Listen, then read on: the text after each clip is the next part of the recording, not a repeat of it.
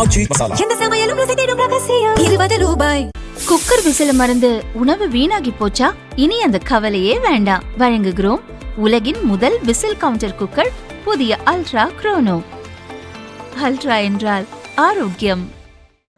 சென்னை சைதாப்பேட்டையில் ஆதிதிராவிட நலத்துறைக்கு சொந்தமான MC ராஜா சமூக நீதி மாணவர் விடுதி உள்ளது. 44 கோடியே 50 லட்சம் ரூபாய் செலவில் கட்டப்பட்ட இந்த விடுதியில் அடிப்படை வசதிகள் முறையாக இல்லை. தரமற்ற உணவு வழங்கப்படுவதாக மாணவர்கள் தொடர் புகார்களை முன்வைத்து வந்தனர்.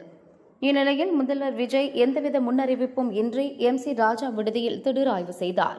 அங்குள்ள மாணவர்களிடம் குறைகளை கேட்டார். அப்போது உணவில் புழு பூச்சி இருப்பதுடன் தரமற்ற உணவு வழங்கப்படுவதாக மாணவர்கள் புகார் தெரிவித்தனர்.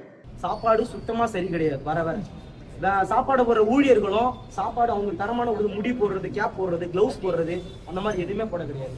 மேம் போன வாட்டி வந்திருந்தாங்க, அவங்கள்ட்டையும் நாங்கள் கோரிக்கை வச்சிருந்தோம். இவ்வளவு மாதிரி எக்கச்சக்கமான இது இருக்கு. ஊழியர்கள் பற்றாக்குறை இருக்குது. மாணவர்களுக்கு கண்காணிப்பதற்கு கேமரா குறைவாக தான் இருக்கு. 64 கேமரா இருக்க வேண்டிய இடத்துல கம்மியாதான கேமரா தான் இருக்கு. அடிக்கடி தண்ணி வரதில்லை, பாத்ரூமை சரியா கிளீன் பண்றதில்லை, உடைஞ்சிருக்கு. மேலும் இரவு வேலைக்கு செல்லும் மாணவர்கள், அரசு போட்டித் தேர்வுக்கு தயாராகும் மாணவர்கள் தங்கள் சிரமங்களை கூறினர். இரவு தாமதமாக விடுதிக்கு வந்தால் உணவு வழங்க மறுக்கின்றனர்.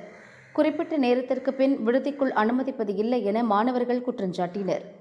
இதுகுறித்து விடுதி காப்பாளரிடம் முதல்வர் விளக்கம் கேட்டதுடன் புகார்கள் குறித்து நடவடிக்கை எடுப்பதாக தெரிவித்தார்.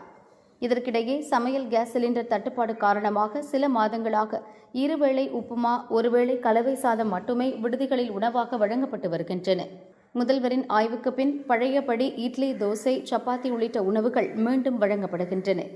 மேலும் இரவு 12 மணி வரை மாணவர்கள் விடுதிக்குள் அனுமதிக்கப்படும் வகையில் விதிமுறைகள் தளர்த்தப்பட்டுள்ளன. விடுதி நூலகத்திற்கு போட்டித் தேர்வுக்கான புத்தகங்கள் வாங்கவும் அதிகாரிகள் நடவடிக்கை எடுத்துள்ளனர்.